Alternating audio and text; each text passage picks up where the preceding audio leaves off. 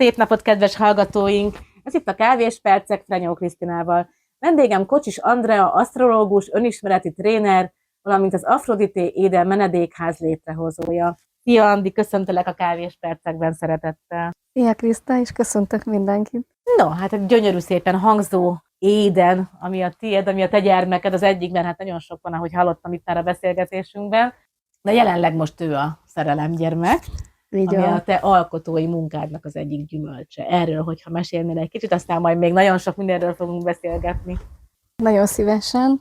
Az Afrodité Éden kb. 3 évvel ezelőtt alakult így ki a fejembe, hogy mit is szeretnék az életemben még létrehozni, és tulajdonképpen első perctől kezdve az életfeladatomnak éreztem, hogy valami olyan dolgot kell létrehozzak, ami nem csak egy felszínes dolog, ami tulajdonképpen mindenhol van, és valamiért úgy gondoltam, hogy valamitől különlegesnek, egyedinek kell, hogy legyen, de mindenképpen engem kell, hogy tükrözzön. És valahogy, mikor elindultam az önismereti úton, akkor úgy éreztem, hogy olyan dolog lesz ez, ami teljesen az önazonosságommal egyenlő. És hát ugye kerestem a helyem, ahogy jártam az utat, a telekre tévedtem.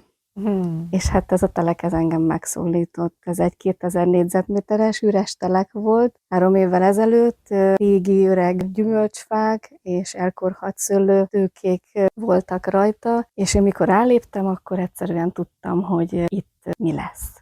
Ez nem csak rajtam múlik, a fentieken is, de hogyha engem támogatnak, akkor én már látom a lelki szemeim előtt, hogy itt hamarosan mi fog megszületni. És hát egy édenkert született. Így van. Nem csodálom, hogy támogatják az égiek, hogy ilyen jó nevet találtál ki neki. Kiket szólítottál meg ezzel, vagy kik azok, akik hozzád érkezhetnek ebbe a kis elvonuló helyre?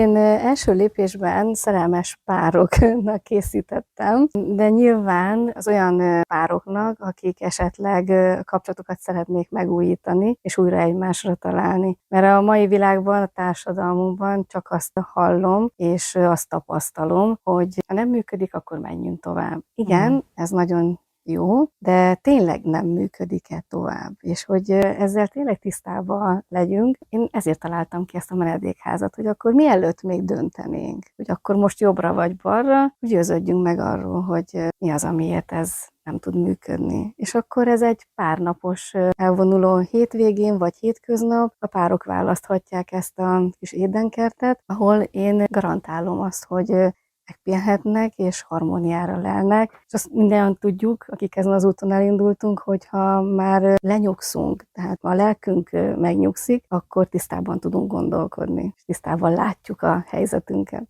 Bizonyára nagyon sokunknak szüksége lenne, vagy szükségünk van. Ugye ez Budapesthez közel van, még utazni kell vagy utazni sem kell sokat a pároknak, mert hogy Monoron található, igaz? Ez így van. Budapesttől egy 30 kilométerre van. Mondtad, hogy Monornak is egy romantikusabb részén, ott a Pince soron. Igen, a Monori Pince faluban, a Strázsa-hegyen található.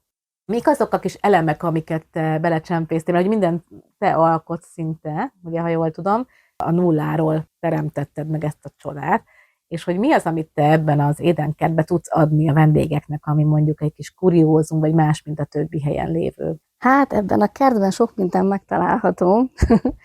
Először zenkertnek indult, hogy ugye én eléggé, ha vallásról beszélgetünk, akkor a buddhizmus, mint vallás állt hozzám a legközelebb, és hát a zenkert felé indultam, hogy akkor a harmónia, akkor a béke, egy kis meditáció, de aztán, ahogy jártam ezen az úton, és tájékozottam, és ismerkedtem, és gyűjtöttem a tapasztalatokat, rájöttem, hogy a zen az csak egy része a harmóniának. Ez állhat több mindenből. Tehát miért mondjuk azt, hogy csak a zen, hanem legyünk nyitottabbak. És akkor az én fejemben az fordult meg, hogy akkor itt az édenkertben lehetnek gyümölcsfák, lehet haszonkert, lehet egzotikus kert is, és én ezt ötvöztem egy kis kényelemmel, mert a faház az teljes mértékben az emberek kényelmét szolgálja, mindenféle luxussal van berendezve. Figyeltem a színekre, ami ugye az én életemben nagyon-nagyon fontos. És hát olyan kiegészítőkkel díszítettem, mint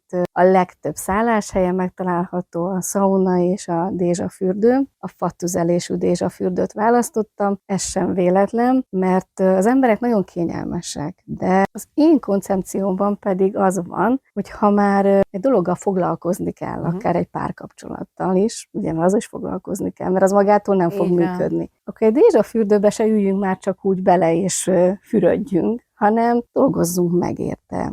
Aprítsunk fát, ha lehet közösen, ne úgy, hogy a párom az a teraszon ül, és éppen a férjemet meg elveszítettem a favágás és a dézsafürdő begyújtása közben, hanem segítsük egymást, és a közben is lehet beszélgetni. És én ezért találtam ki azt, hogy akkor legyen akkor a dézsafürdő fatüzelésű. Úgyhogy nálam mindennek oka van, hogy mit, miért, hogyan terveztem ide az édenkertbe. Itt lehet kertészkedni, én azt sem bánom, ha füvet nyírnak.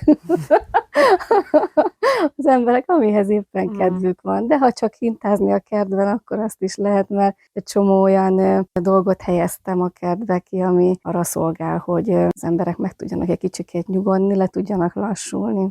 Aki szeretne kapcsolódni veled, vagy az Afrodité Hotellel, az hol tudja megtenni? Milyen elérhetőségeken található meg? Hát van az Aphrodite Edennek egy weboldala, az aphroditeapartman.hu, azon megtalálhatnak. Van Aphrodite Eden Facebook oldalunk is, és van egy privát saját oldalam, a Kocsis Andrea, ott is kapcsolatba tudnak velem lépni, vagy pedig az önismereti oldalamon. Na, mindjárt rátérünk az önismeretre is, de akkor meghallgatunk egy-két dalt.